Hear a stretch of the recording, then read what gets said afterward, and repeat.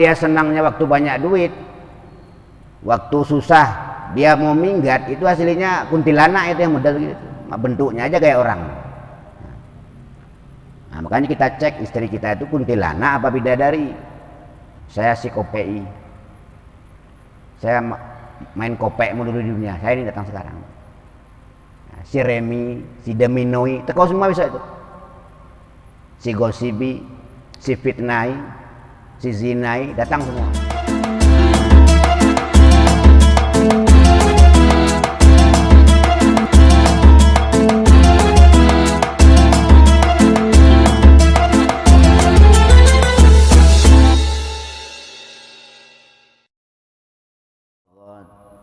Wasabba alayya rizqa sabata rahmatin wa anta raja'ul alamina walau taghat. Kita teruskan. Bismillahirrahmanirrahim. La yukhrijus syahwata minal qalbi ila khawfun muz'ijun yaridu alal qalbi min syuhudi sifatil jalali wa mansu'un nazaru fil ayatil muhtawiyati ala ma'idalil usahi wa tazakkuruhu nuzulal mauti bih wa dukhulu lil qabri wahidan wa su'alul malakaini ma'a ahwalil ashri wal ma'ad.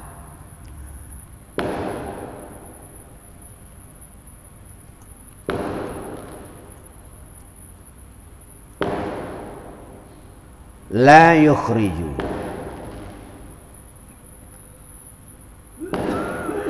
tidak bisa dikeluarkan. La yukhriju, tidak bisa dikeluarkan. Asyahwata, kepada syahwat, minal qalbi, yang tetap di dalam hati. Jadi syahwat itu kalau udah masuk ke hati nggak bisa dikeluarkan lagi. Kesenangan-kesenangan syahwat, kesenangan-kesenangan kepada makhluk, kesenangan-kesenangan kepada selain Allah, ini kalau masuk ke dalam hati sulit untuk dikeluarkan.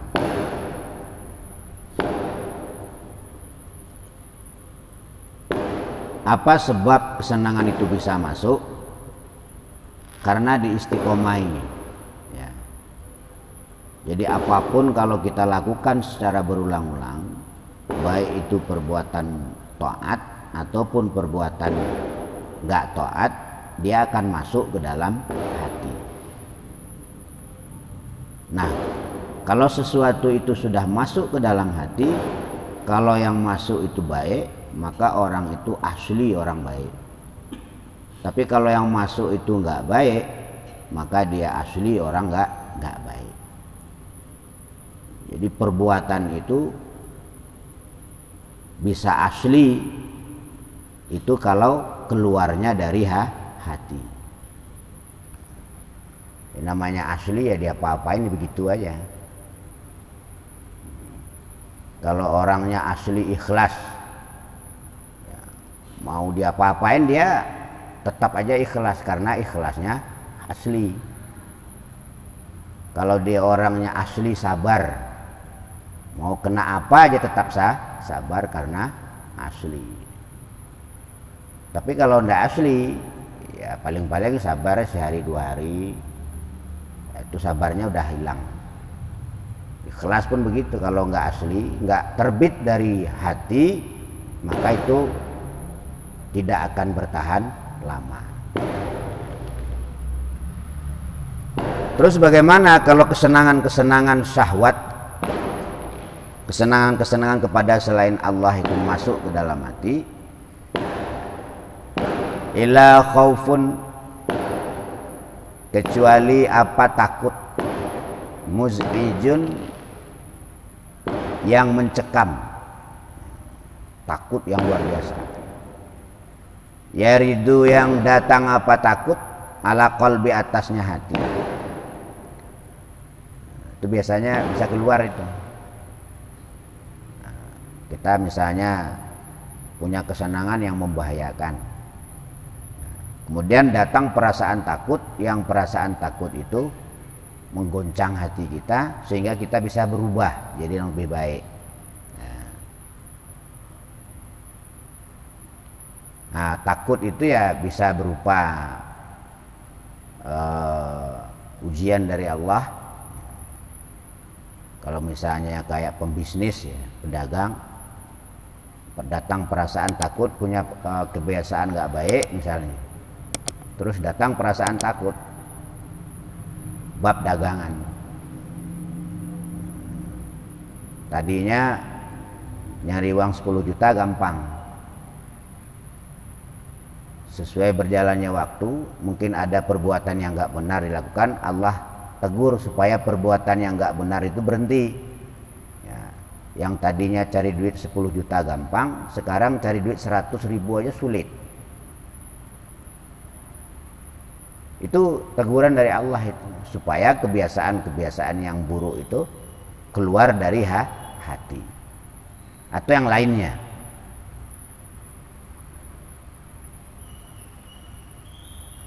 Min sudi sifatil jalal, dari melihat beberapa sifat jalalnya Allah. Sifat jalal itu sifat maha gagahnya Allah. Di antaranya al-jabar, al-qahar. Jabar itu maha memaksa. Allah itu maha memaksa.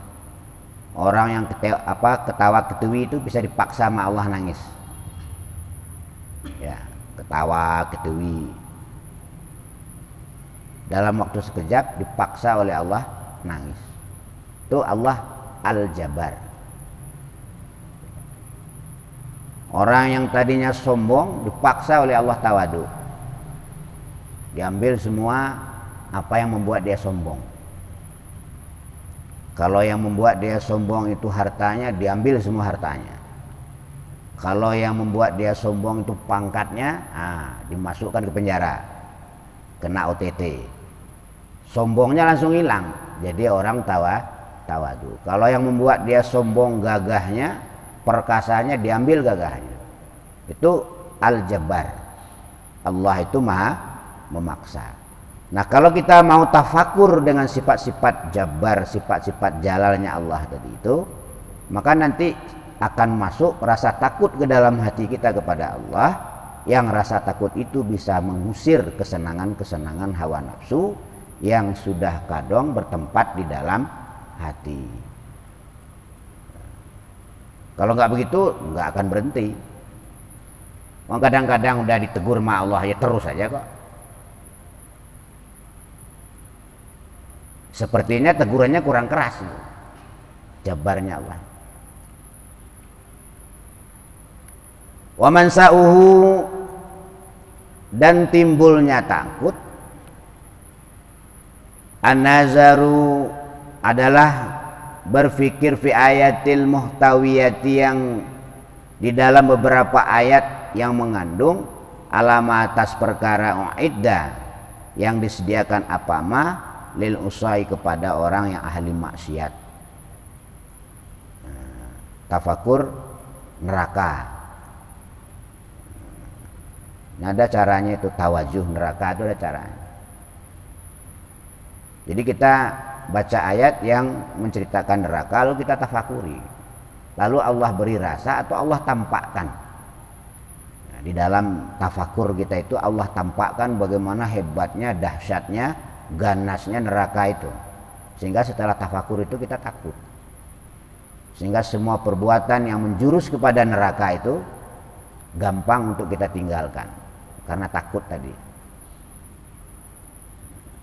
Makanya kata Nabi, tafakkaru fi sya'atin khairun min ibadatis sana. Tafakur sesaat itu lebih baik daripada ibadah setahun. tafakur yang bisa menggoncang hati, sehingga kotoran-kotoran hati, najis-najis hati, penyakit-penyakit hati itu bisa keluar, digoyang oleh rasa takut tadi. Wa tazakkuruhu, dan mengingat siapa abdi nuzulal mauti, kepada turunnya kematian, bihi, kepada abdi. Ya, atau tafakur kalau nanti kita mati. Ya, umur di tangan Allah. Sewaktu-waktu kita mati, apa kita udah siap masuk kubur? Apa sholatnya udah khusyuk? Apa ibadahnya sudah ikhlas? Apakah takwanya itu sudah benar? Apa imannya sudah yakin? Nah, tafakur, nanti timbul rasa takut, sehingga rasa takut tadi bisa menggoyang hatinya, sehingga penyakit-penyakit hubbud dunia dan lain sebagainya yang ada di hati itu bisa keluar. Kalau enggak bisa. Wadukhulu, dan masuk siapa abdi li qabri, ke dalam kubur, wahidan, halnya sendirian. Nah, jadi kita tafakuri di saat sakaratul maut turun. Jadi sakaratul maut itu sakitnya luar biasa, kata Nabi. Sama dengan dibacok pedang 1000 kali. Jadi kalau kita punya anak, dulu anak kita itu dari alam rahim ke alam dunia ini, itu kan keluar dari perut ibunya. Nah, tanya sama perempuan itu, berapa sakitnya melahirkan? Ya, bahkan ada yang mati saat melahirkan itu, karena begitu sakitnya. Besok sakaratul maut 1000 kali lebih sakit dari itu perempuan melahirkan. Jadi kalau perempuan itu melahirkan, ya, kalau bahasa Jawanya ngeden, ya apanya mengeluarkan anak, yang dikeluarkan anak. Besok di saat sakaratul maut kita ngeden tuh yang dikeluarkan ruh. Bayangkan itu, kita mengeluarkan ruh dari badan. Padahal ruh itu menempati seluruh rongga dan ruang di dalam diri kita. Nggak ada yang kosong dari ruh. Ya. Nah, besok kita keluarkan itu. Kalau nggak bisa, dicabut sama malaikat. Paksa sama malaikat. Pertama dibiarin dulu, bisa nggak dia mengeluarkan. Kayak sama dengan bayi mau keluar. Ya. Kalau misalnya melahirkan itu dia ibunya keluar, ya bidannya tinggal nerima, ya, bersihkan. Tapi kalau nggak bisa keluar, dioperasi. Dia edel-edel kalau perutnya itu, keluarin, dioperasi. Habis itu kalau kita mau mati sama seperti itu. Kalau ruh itu tidak bisa keluar dengan sendirinya, aduh susah payah, ya kan? Makanya teriakannya orang yang sakaratul maut itu sangat mengerikan, tapi tidak bisa didengar oleh bangsa manusia dan jin. Maka perhatikan, orang kalau mau mati lihat kucing yang ada di sebelahnya. Kucing itu kayak hilang akal. Kadang kucing mundar mandir, diam, kita nggak dengar. Jadi sakitnya sakaratul maut, ya, itu 1000 kali lebih sakit daripada perempuan melahirkan. Karena kalau perempuan melahirkan, dia mengeluarkan bayi dari perutnya. Tapi kalau sakaratul maut mengeluarkan ruh dari jasad. Sakitnya luar biasa. Nah, itu kita tafakur. Bagaimana besok kita sakaratul maut. Nah, maka kalau kita udah tafakur seperti itu, insya Allah penyakit-penyakit yang ada dalam hati, syahwat-syahwat yang ada dalam hati itu bisa dikeluarkan. Wadukhulu liqabri, dan masuk siapa hamba liqabri, ke dalam kubur, wahidan, sendirian tanpa teman. Ya. So kalau kita mati, setelah dimandikan, dikapani, disolatkan, ya, dibawa ke kuburan. Setelah sampai di kuburan, dimasukkan ke dalam kuburan sendirian, tidak ada temannya. Sahabat karib sudah nggak ada. Anak istri nggak akan mau nemanin. Ya, sesayang-sayangnya seorang istri kepada suaminya, kalau suaminya masuk kubur nggak akan mau menemani. Cinta sehidup semati itu omong kosong, nggak ada itu. Sehidup doang, nggak semati. Kadang-kadang masih hidup aja minggat, ya kan? Masih hidup aja kita dia minggat. Nggak kuat aku hidup begini, wah iya, minggat. Itu belum mati itu ya. Jadi nggak ada itu cinta sehidup semati, itu omong kosong. Yang ada itu sehidup doang. Itu pun kalau hidup normal, ya.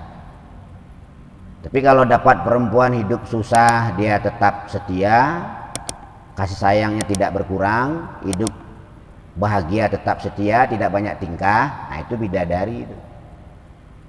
Jaga sampai mati, jangan disia-siakan. Ya. Di saat kita susah dia setia, dia beri kita support, ya kan. Di saat kita bahagia, kita banyak duit, dia juga baik, nggak banyak tingkah. Karena perempuan itu kalau udah banyak duit gayanya udah kayak artis, ya, udah beginilah, udah begitulah. Hanya kata-kata orang Cina.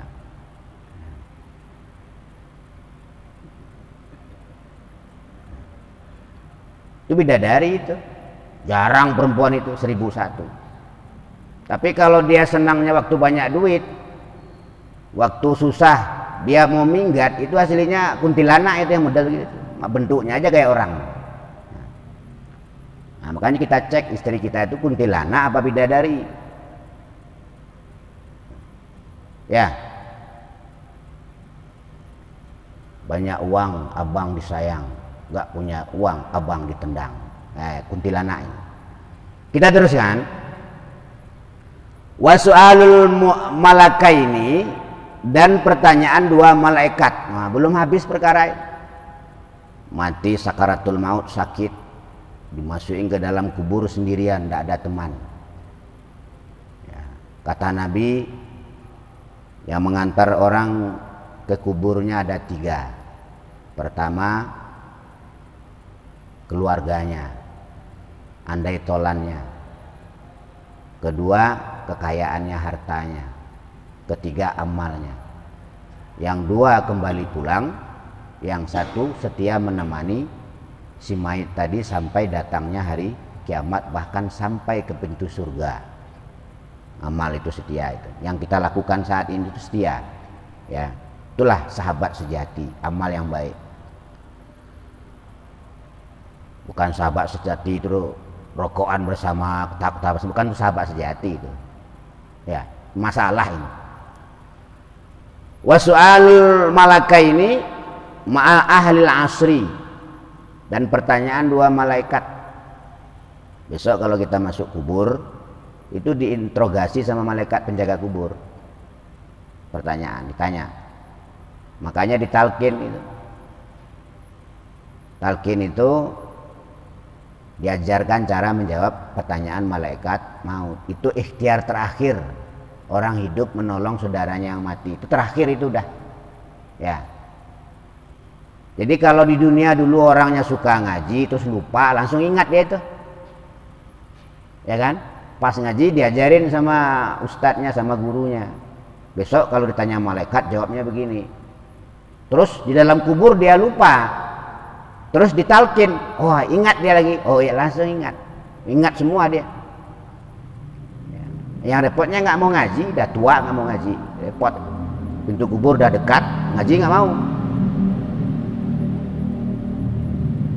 Alasannya banyak. Jadi besok diinterogasi sama malaikat.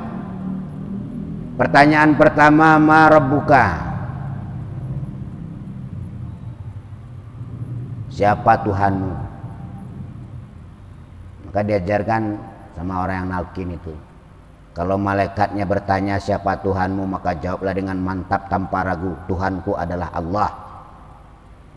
Sekarang udah belajar, besok masuk kubur lupa misalnya karena sakaratul maut tadi melupakan segalanya, masuk kubur lupa menjawab, terus ada talqin, akhirnya diingatkan, akhirnya ingat lagi, marbuka, Allahu Rabbi. Kalau udah bisa jawab itu, pertanyaan tidak dilanjutkan. Kata malaikat, naum matan urus, tidurlah kau di sini seperti tidurnya pengantin. Terus datang perintah dari Allah, luaskan kuburnya seluas mata memandang. Jadi jangan dianggap kubur itu sempit.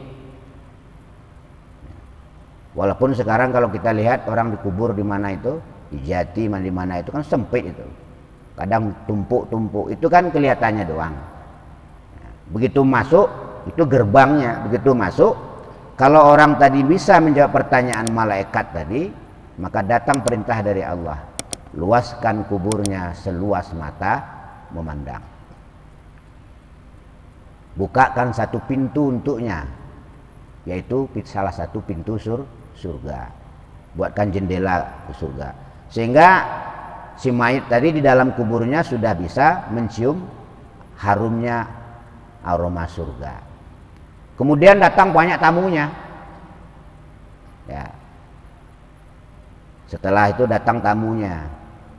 Pertama namanya Mas Solati. Jadi datang tamunya, mayit tadi datang tamunya. Siapa kamu? Saya Solati. Saya sholatmu dulu. Saya cuma mewakili Solati yang lain. Jadi masing-masing sholat itu jadi satu orang besok yang nemanin. Bayangkan itu berapa juta Solati yang menunggu. Lihat Solati semua itu. Kami siap menjaga Anda, keamanan dan kenyamanan Anda sampai datangnya hari kiamat. Saya hanya perwakilan si Solati. Enggak semua masuk. Semua masuk penuh rumahnya nanti, kuburannya. Tempatnya di alam kubur itu. Keluar si Solati, datang lagi tamu. Nah, kamu siapa? Saya Siami. Saya puasamu dulu di dunia. Saya hanya perwakilan, lihat tuh. Puasa-puasa yang pernah kau lakukan di dunia. Siap mengamankan dan melayani Anda sampai datangnya hari kiamat. Turun si Siami, datang lagi si Zakati. Kemudian datang lagi si Haji, si Umroh. Datang lagi amal-amal yang lain. Jadi jangan dianggap sepi. Begitu juga dengan ahli maksiat. Besok ada banyak tamu juga dia. Begitu dia ditanya ma rabbuka, dia gak bisa jawab. Kemudian kuburannya disempitkan sehingga tulang belulangnya remuk. Setelah remuk dikembalikan. Kemudian datang tamu-tamunya. Loh, kamu siapa?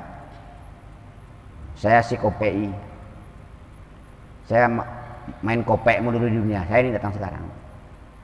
Nah, si Remi, si Deminoi, tekau semua bisa itu. Si Gosibi, si Fitnai, si Zinai, datang semua. Nah, digepuk itu.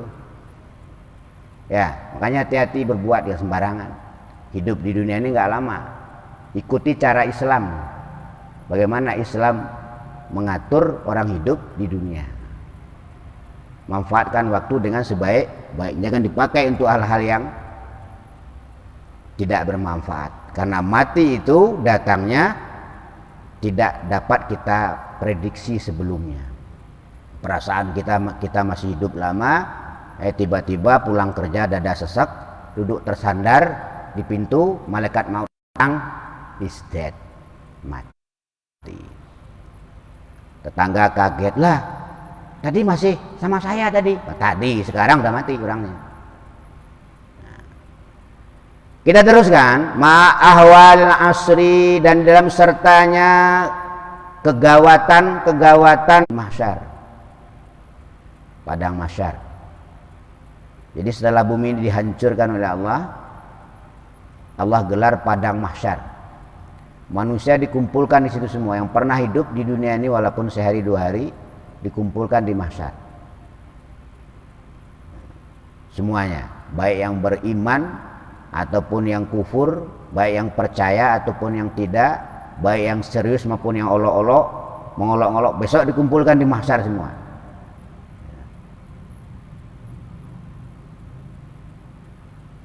Jadi mahsyar itu pasirnya itu seperti besi yang dibakar merah, itu pasir mahsyar. Nah, kita injak tanpa sepatu besok, tanpa sandal. Betapa dahsyatnya itu kalau kita nggak punya amal soleh.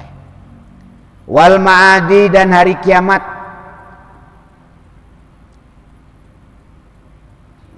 Jadi ada nanti hari ini akan ada namanya hari kiamat, namanya kiamat kubro. Ya. Kalau sekarang ini kiamat sugro, kiamat sekeluarga, kiamat satu desa, kiamat kecil-kecilan. Kadang kiamat pribadi, kiamat itu nggak lama. Bagi kita mungkin 1 jam lagi kiamat. Datang malaikat maut itu udah hari kiamat itu. Untuk kita ada kiamat itu. Langsung masuk ke akhirat. Jangan bilang akhirat masih lama. Oh, 2 menit lagi datang malaikat maut, langsung masuk akhirat.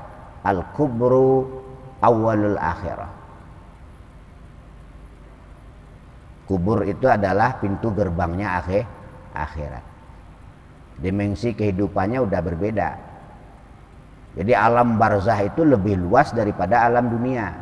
Perbandingannya apa? Seperti lebih luasnya dunia daripada alam rahim ibu.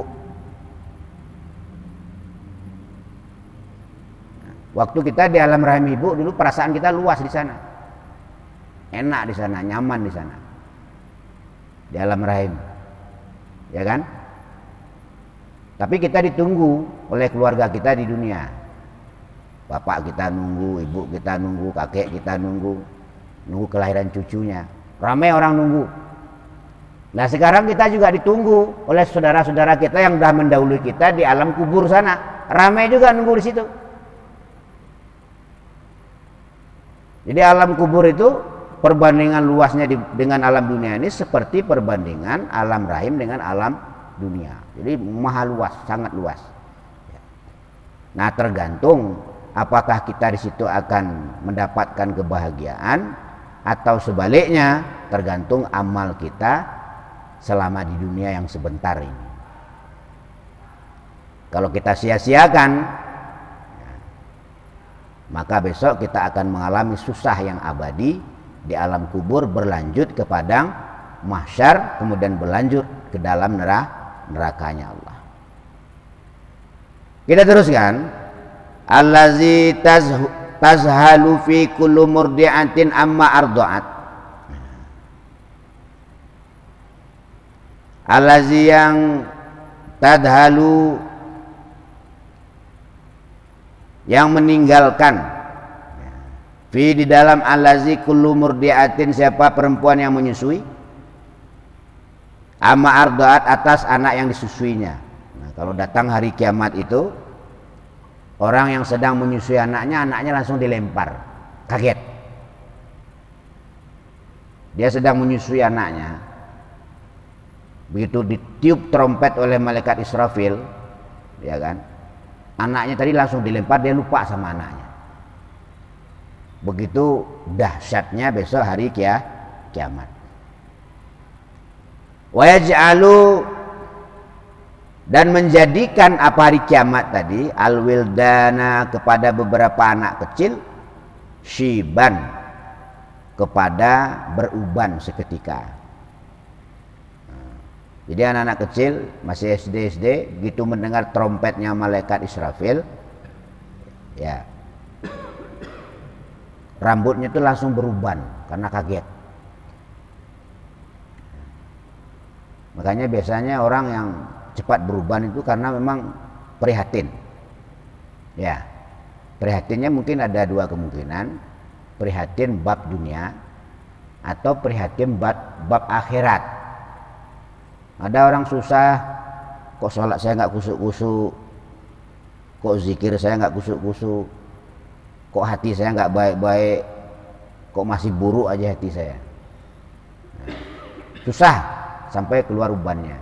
Ada juga orang yang menyusahkan bab dunia, kok nggak kaya-kaya, kok nggak terhormat, kok masih dihina orang, kok masih diremehkan orang, dan seterusnya. Akhirnya beruban.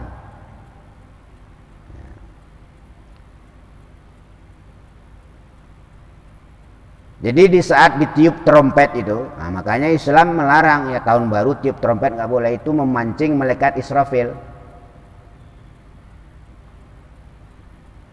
Kan biasanya malam tahun baru dia trompet tuh. Itu memancing malaikat Israfil. Ini kalau terpancing dia ditiup trompet, maka terjadilah hari kiamat. Wa rizalika, dan selain yang demikian, kegawatan hari kiamat. Au syaukun muqliyun, au syaukun, atau memberonta, muqliqun, yang menggoyang hati. Jadi yang bisa mengeluarkan sifat-sifat jelek hubud dunia dari hati tadi, pertama karena melihat sifat jalalnya Allah, memikirkan tentang kematian, memikirkan tentang sakaratul maut, memikirkan tentang kita dimasukkan ke dalam kubur sendirian, memikirkan pertanyaan malaikat mungkar nangkir, memikirkan mahsyar, memikirkan dahsyatnya hari kiamat. Kalau kita tafakuri dengan sungguh-sungguh, nanti akan masuk khauf, perasaan khauf kepada Allah, takut kepada Allah di dalam hati, bukan di mulut ya.